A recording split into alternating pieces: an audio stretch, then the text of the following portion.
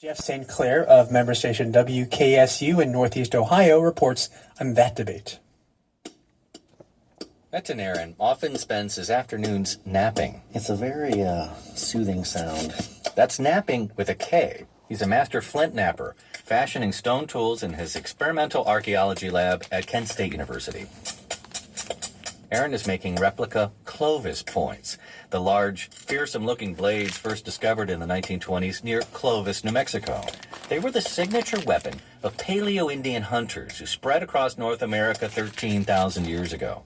They entered a landscape filled with mythical megafauna, woolly mammoths, mastodons, giant ground sloths, and saber-toothed cats, all of which soon disappeared. Scientists have long debated whether hunters armed with Clovis tips caused these extinctions. Aaron is using his flint napping skills to find out.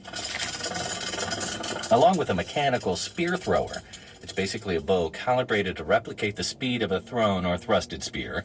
Aaron uses lumps of clay to mimic mammoth meat. He's testing how far a Clovis point penetrates.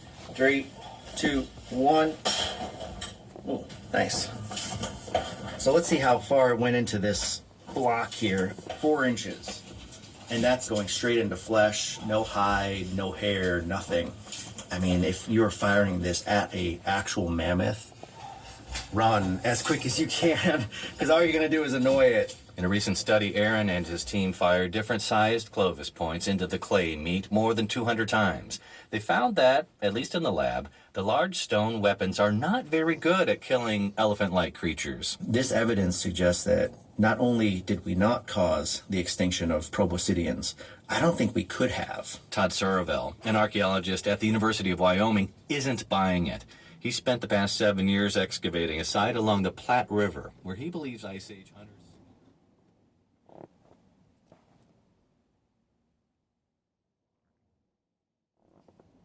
Believe the archaeological evidence over this experimental evidence. Not only that, he thinks these hunters were so adept that soon after arriving in North America, they killed off mammoths, mastodons, and the like. Anytime humans colonize a new environment, a massive wave of extinction follows. It's called the overkill hypothesis.